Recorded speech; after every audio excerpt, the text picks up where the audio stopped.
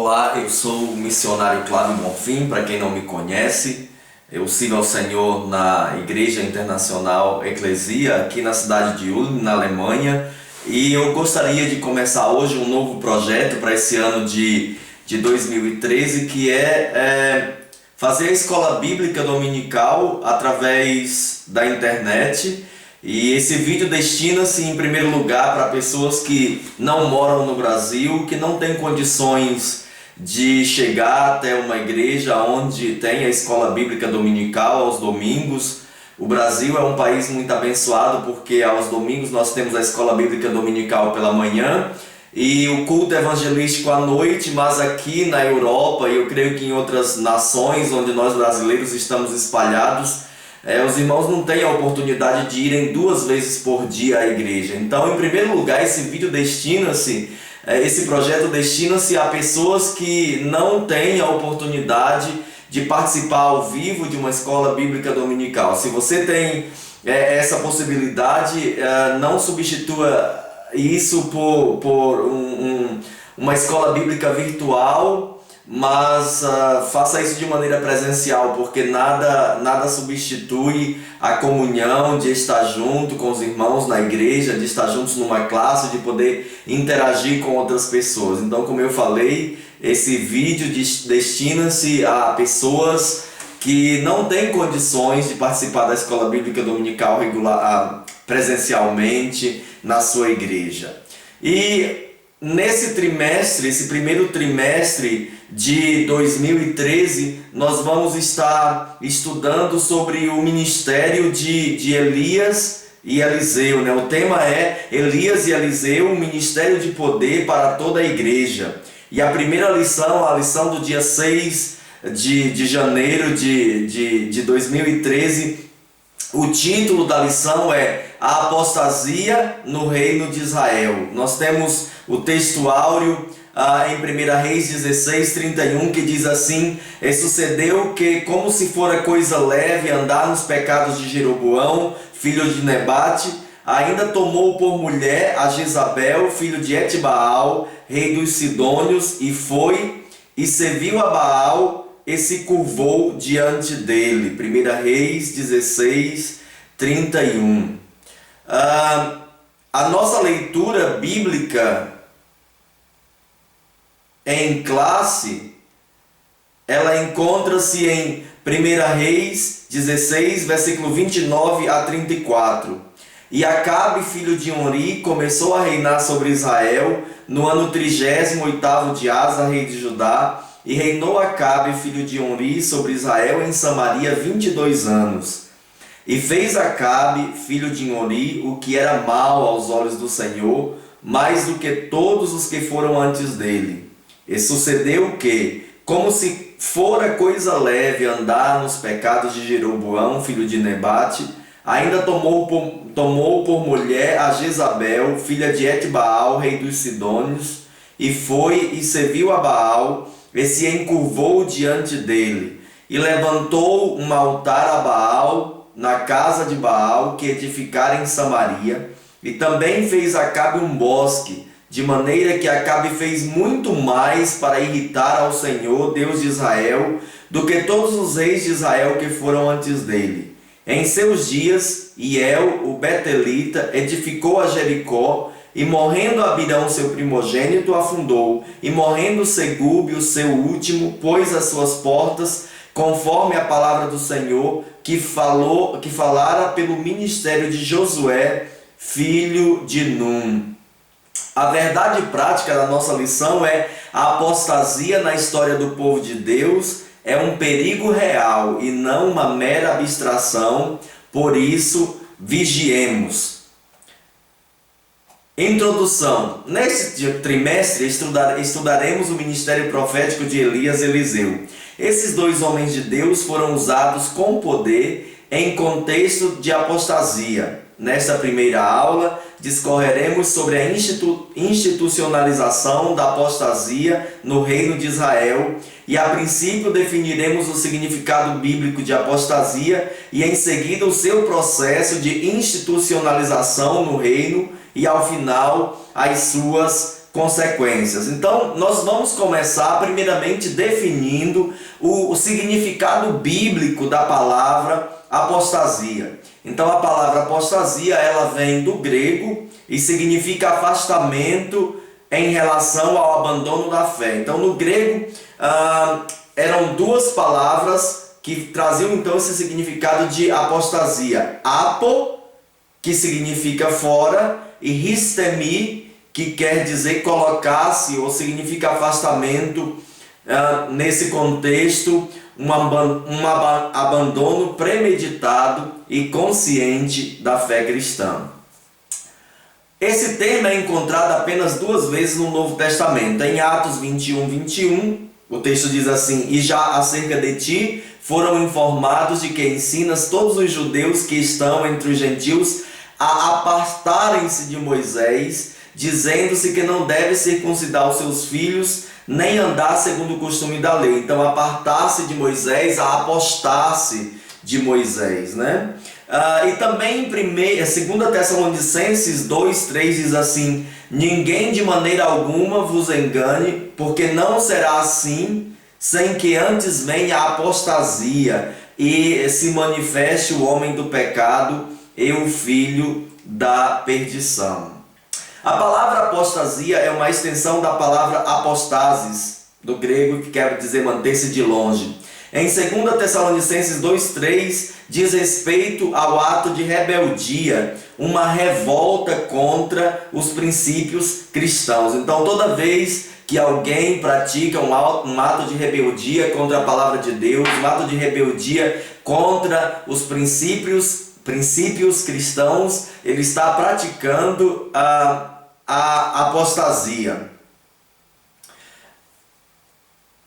A apostasia vai além da mudança de ideias, isto é, da perspectiva doutrinária. Ela revela-se também através de atitudes que não são condizentes com a palavra de Deus.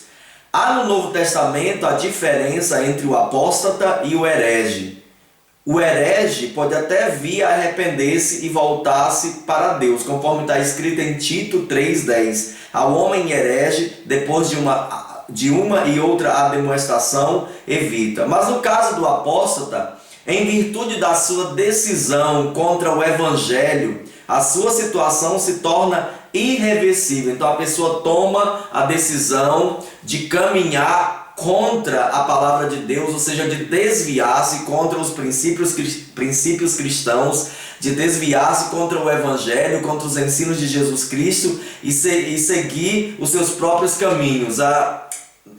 Durante todo o tempo que eu tenho servido ao Senhor como missionário aqui na Alemanha, eu tenho observado na vida de algumas pessoas que começam muito bem no Evangelho, mas depois de certo tempo desviam-se dos ensinos, dos rudimentos, dos primeiros ensinos, dos ensinos básicos da fé cristã e começam a seguir falsos ensinos, falsos ensinamentos, ou simplesmente seguir um estilo de vida que não está de acordo com o Evangelho de Cristo. Eu sempre digo para as pessoas o seguinte: não é o Evangelho que tem que adequar-se ao nosso estilo de vida, mas o contrário, é o nosso estilo de vida que tem que adequar-se ao Evangelho de Cristo.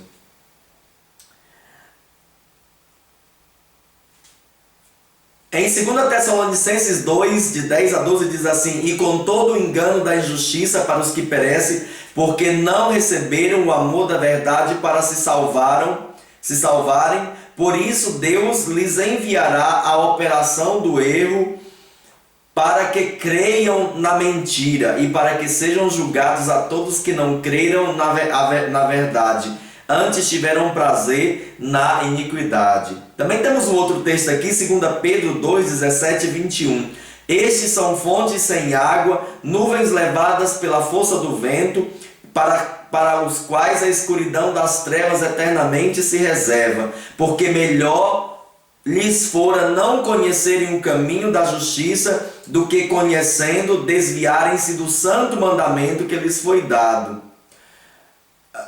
Judas de 11 a 15 diz: ai deles, porque entraram pelo caminho de Caim e foram levados pelo engano do prêmio de Balaão e pereceram na contradição de Corá. Estes são manchas em vossas festas de fraternidade, banqueteando-se convosco e apacentando-se a si mesmos sem temor. São nuvens sem águas, levadas pelos ventos de uma para outra parte. São como árvores murchas, infrutíferas, 2 vezes mortas, desarraigadas, ondas impetuosas do mar, que escumam as suas próprias abominações, estrelas errantes, para os quais está eternamente reservada a negrura das trevas. Então a palavra de Deus aqui está falando exatamente das pessoas que um dia conheceram a fé, que começaram muito bem no caminho do Evangelho, mas que desviaram-se da palavra de Deus para seguir as suas próprias vontades, para seguir o seu próprio estilo de vida pecaminoso, que a palavra do Senhor fala claramente que é pecado,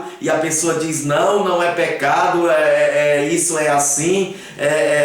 Eu ouvi de alguém dizer assim, de uma determinada situação, depende da maneira que você vê. Um copo cheio de água até a metade pode ser um copo metade cheio, ou pode ser um copo metade vazio, dependendo do ponto de vista de quem vê. Sim, isso é verdade quando se trata de um copo d'água, mas com relação à palavra de Deus, a palavra de Deus nós não podemos relativar. O que é pecado, né? As obras da carne, elas continuam sendo pecado. Não adianta você querer relativar e dizer que é certo o seu estilo de vida pecaminoso, porque você está indo de encontro à palavra de Deus. O meu conselho a você é: arrependa-se, adeque a sua vida à palavra de Deus, e você vai ter uma vida feliz, uma vida alegre, uma vida frutífera para o reino de Deus.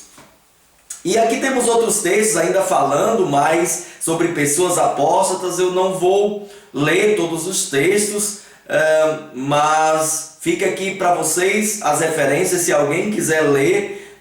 Nós temos aqui ainda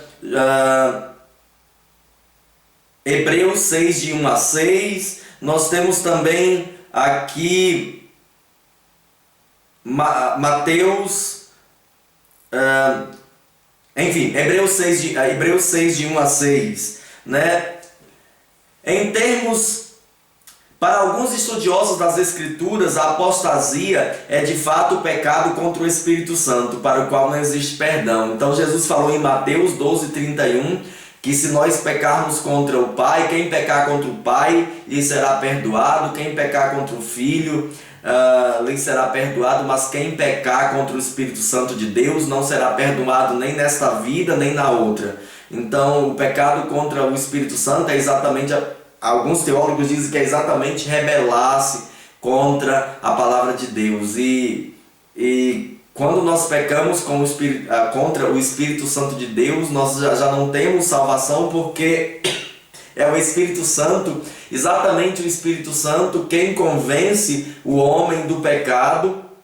E se nós entristecemos o Espírito Santo de Deus e ele sai da nossa vida e ele se afasta de nós, então ele já nos deixa nós seguirmos os nossos próprios caminhos, nós seguimos os nossos próprios desejos carnais, da maneira como satisfaz a nossa vida, da maneira como nós queremos viver, né? Como alguns dizem, né? A palavra do Senhor diz em 2 Timóteo 3:16 e 17 que toda a escritura divinamente inspirada é proveitosa para ensinar, para redarguir, para corrigir e para instruir em justiça, para que o homem de Deus seja perfeito e perfeitamente instruída para toda a boa obra. Essas pessoas que se apostatam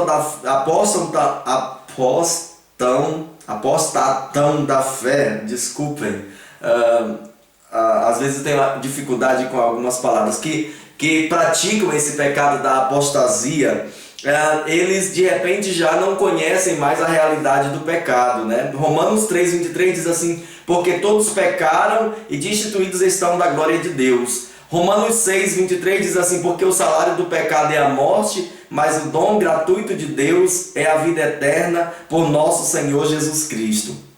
Essas pessoas que se apostatam da fé, eles também já não reconhecem mais Jesus como o único caminho para a salvação, né? João 14, 6, e Jesus diz: eu sou o caminho, a verdade e a vida, e ninguém vem ao Pai a não ser por mim. Também em Atos 4,12 diz assim: em nenhum outro há salvação, porque também debaixo do céu nenhum outro nome há entre os homens pelo qual devamos ser salvos.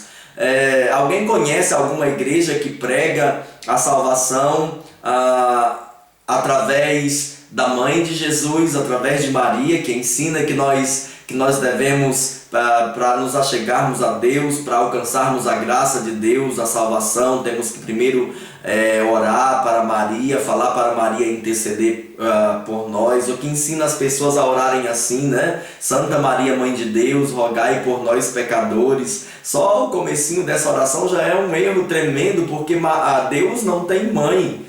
Deus, ele é eterno, Deus não tem começo, Deus não tem fim. Então, como ser humano aqui na terra, Jesus teve sim um nascimento de uma virgem, mas como ele mesmo diz, antes que Abraão existisse, ele já existia. Jesus existe desde a eternidade. Então, a igreja verdadeira de Jesus Cristo reconhece Jesus como o único caminho para a salvação, reconhece Jesus como o único mediador entre Deus e os homens. Além de pessoas apostatarem da fé, igrejas inteiras apostataram da fé, deixaram de seguir as escrituras para seguir o ensinamento dos homens, as fábulas, os contos da carochinha, as imaginação, né? Como diz em alemão, Spinnerei, as doidices, as sandices, né, lá de uma determinada cidade, lá na Itália, né, que eu não quero dizer o nome da cidade, mas que todo mundo sabe.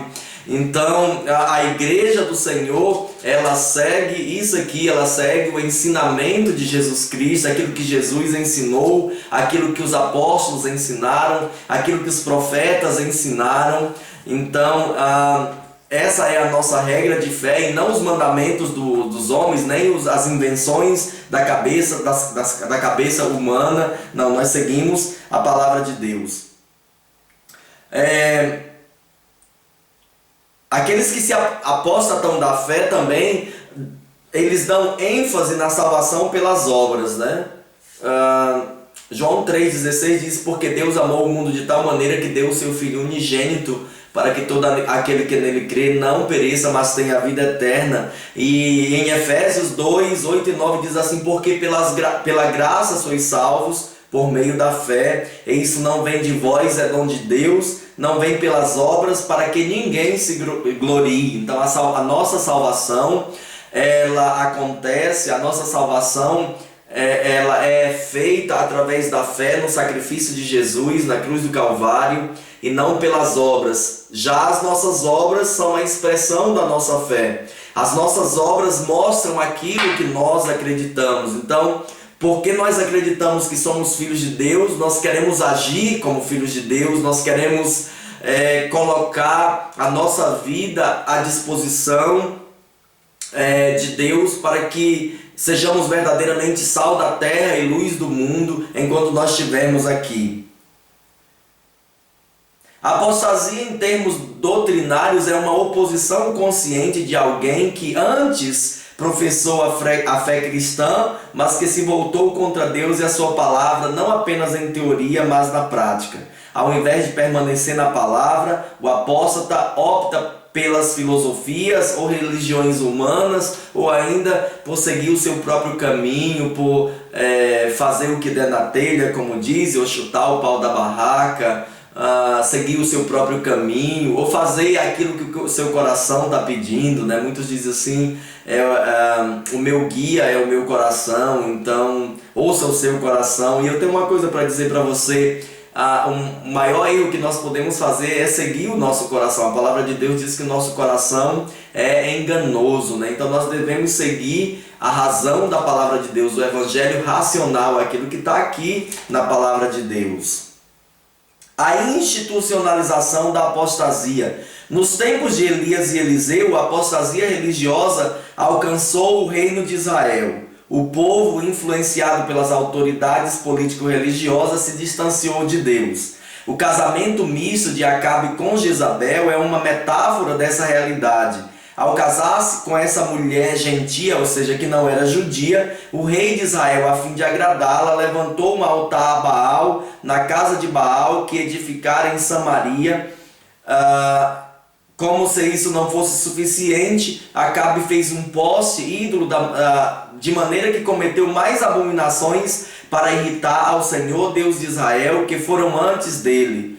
1 Reis 16:33. Acabe e Jezabel representam nos dias atuais os governantes que patrocinam práticas perniciosas que desagradam a Deus. Ele se vendeu para fazer o que era mal perante o Senhor, porque sua mulher Jezabel o instigava. 1 Reis 21:25. A política dos homens, conforme nós temos acompanhado através da imprensa, serve apenas aos interesses de uma minoria. O povo sofre na mão desses governantes que querem apenas enriquecer através dos cofres públicos. Eles governam com os votos do povo, mas não para o povo, antes contra o povo.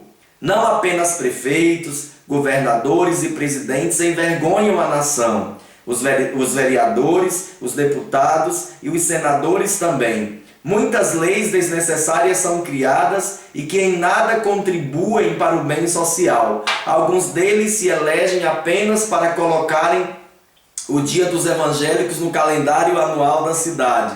Os não evangélicos não se diferenciam desse modelo. Há quem se elege apenas para colocar o nome de um parente falecido em uma rua importante da cidade. E eles nada fazem para melhorar a vida das pessoas, destacando ainda aqueles que criam leis desumanas, absurdas e contrárias aos princípios de Deus apenas pelo prazer de contestação. Então, aqui nessa lição nós vemos Israel, uma nação inteira, afastando-se dos princípios de Deus. Por que existe tanta corrupção no nosso país? Vamos falar honestamente sobre esse tema, corrupção, né? Por que as pessoas são tão corruptas?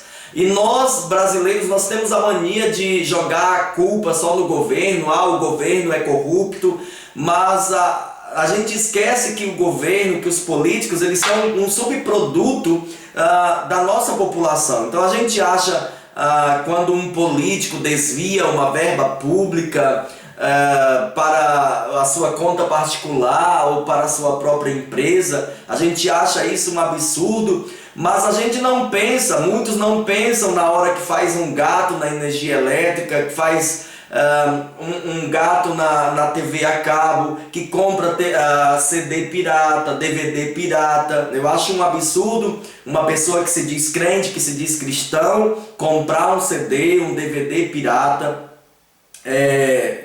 dos quais está apenas alimentando o crime, está apenas sustentando o crime. Comprar um CD pirata, comprar um DVD pirata, querido, é a mesma coisa que comprar droga. Você está sustentando criminosos, você está apoiando criminosos, né? Você tem que entender que existe uma coisa chamada direitos autorais, e nós temos que respeitar essas coisas. E muitas outras coisas a gente poderia citar como corrupção também, na hora que nós deixamos de pagar os nossos impostos, na hora que nós sonegamos impostos, na hora de fazer a declaração do nosso imposto de renda, né? E a gente, algumas pessoas mentem na hora da declaração do imposto de renda. Tudo isso é uma maneira de corrupção. Então é muito fácil apontar o governo, é muito fácil apontar os políticos, mas e a nossa própria vida? O que você está fazendo para melhorar a nossa nação?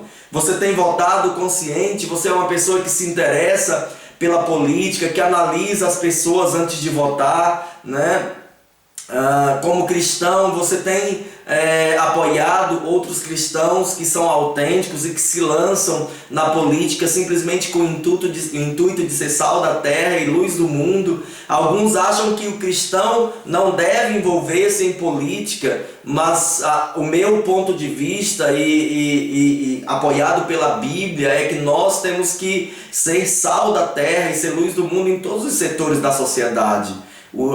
Nós temos sim que eleger pessoas cristãs, pessoas que têm a mente de Cristo, mas para fazer a diferença. Eu espero, sinceramente, oro para que o nosso parlamento, né, a nossa Câmara Federal, onde estão os deputados federais, a bancada evangélica, realmente faça a diferença, não somente ao votar contra as leis anticristãs, mas também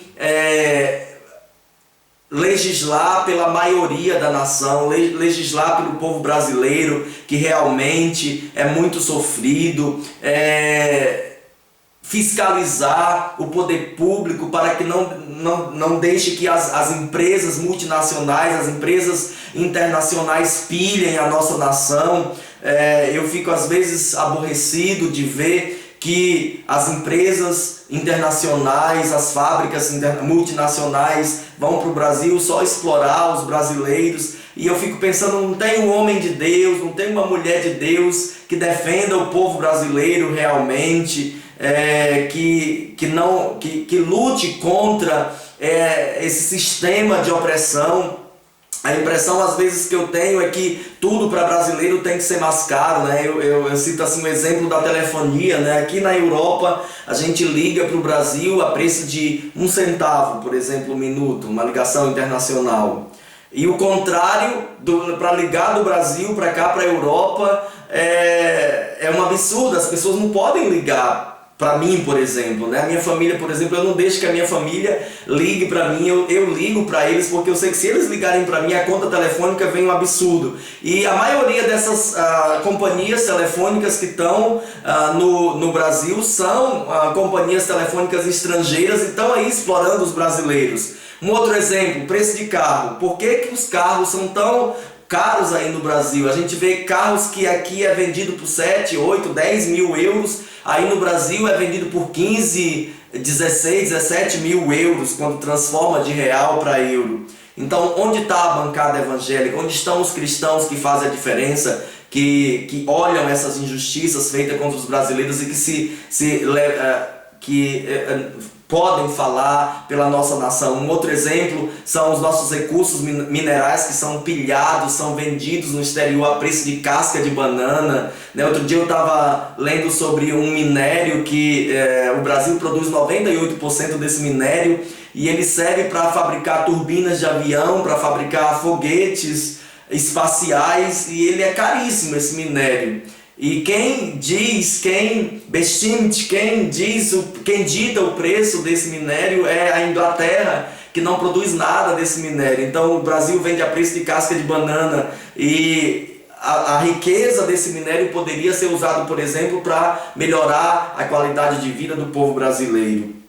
Então eu faço um apelo aqui aos nossos políticos cristãos, e também políticos cristãos, não somente evangélicos, porque as pessoas católicas também, né, de uma maneira ou de outra, eles têm um princípio cristão, que todos nós que amamos a Cristo, que amamos a justiça, que vocês venham a legislar pelo povo brasileiro, e que vocês venham a fazer uma diferença. Um outro exemplo, um outro mau exemplo da vida de Acabe foi esse casamento misto com essa mulher que não era judia, essa mulher gentia, e ela acabou influenciando a vida desse rei de Israel. Isso serve de lição para nós cristãos, vigiarmos na hora de escolhermos as pessoas com quem nós estamos relacionando, seja em termos de amizade ou ainda em termos de relacionamento, de casamento, né? O conselho que eu dou para você que é solteiro, nem permita que esse pensamento passe pela sua cabeça, casasse com um homem, casasse com uma mulher que não professa a mesma fé que você. Você vai viver, você pode até se casar, mas você vai ter uma vida muito difícil, porque essa pessoa não vai seguir Jesus juntamente com você. Alguns colocam um empecilho para a pessoa ir à igreja, e é muito difícil.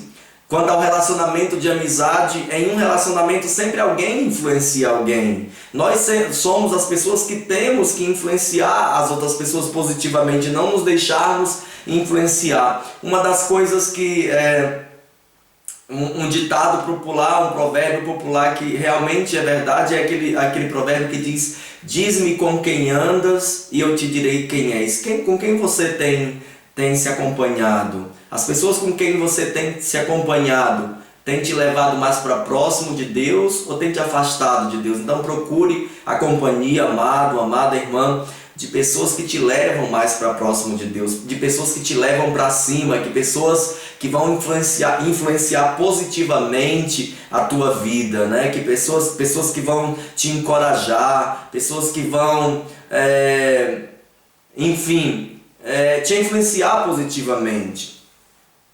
Então, aqui fica um apelo a você que ainda não casou: não case com pessoas descrentes, não case com pessoas que não conhecem a Deus. Procure casar-se com uma pessoa que é verdadeiramente um filho de Deus, que é cristão, que tem a sua vida pautada pela palavra de Deus, para vocês juntos servirem ao Senhor. Do contrário, vai acontecer um declínio na tua vida espiritual. Você pode até sair dos caminhos do Senhor, você pode até apostatar, né? Cometer esse pecado da apostasia que Acabe cometeu, por casar-se com uma mulher ímpia, por casar-se com uma mulher que não conhece a Deus.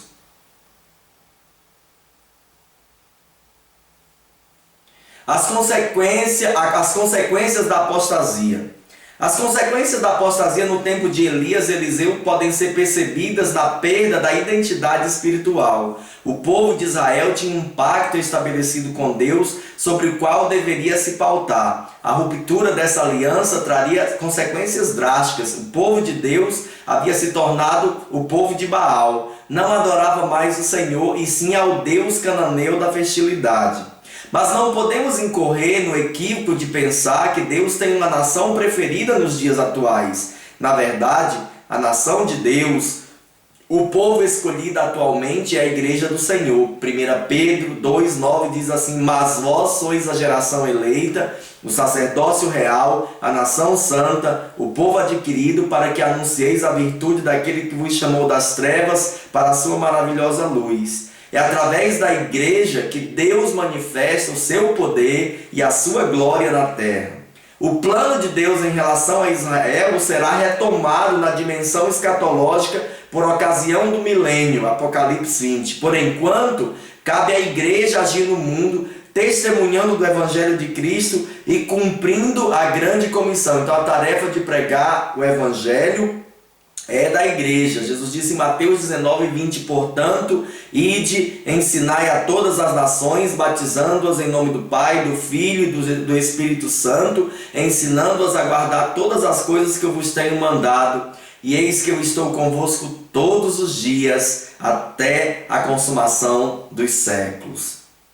Claro que uma nação que se distancia de Deus, como nós vimos em muitos países, inclusive agora no Brasil, ele compromete princípios valiosos. Além disso, nós precisamos perceber que a apostasia no contexto neotestamentário é um fenômeno individual, ainda que tenha implicações sociais. Na medida em que as pessoas apostatam da fé, outras são influenciadas pela incredulidade, né? 1 Timóteo 4, de 1 e 2 diz assim: mas o Espírito expressamente diz que nos últimos tempos apostatarão alguns da fé, dando ouvidos a espíritos enganadores e a doutrinas de demônios, pela hipocrisia de homens que falam mentiras, tendo cauterizado a sua própria consciência.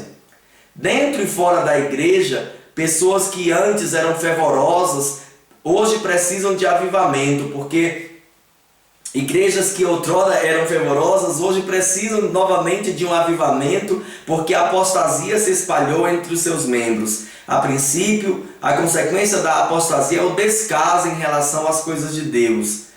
A palavra dos homens se sobrepõe à palavra de Deus e o ativismo toma o lugar da oração. O amor ao mundo substitui o amor a Deus. Então, que a igreja do Senhor ela continue fiel ao Senhor, que o que vem a nortear a nossa igreja seja a palavra de Deus, que nós como igreja jamais venhamos a negligenciar a oração, a negligenciar o ensino da palavra de Deus. E eu oro para que Deus venha abençoar grandemente a sua vida. E eu termino com uma pergunta pessoal: como está o seu relacionamento com Deus? O simples fato de nós estarmos dentro da igreja não significa que nós somos cristãos.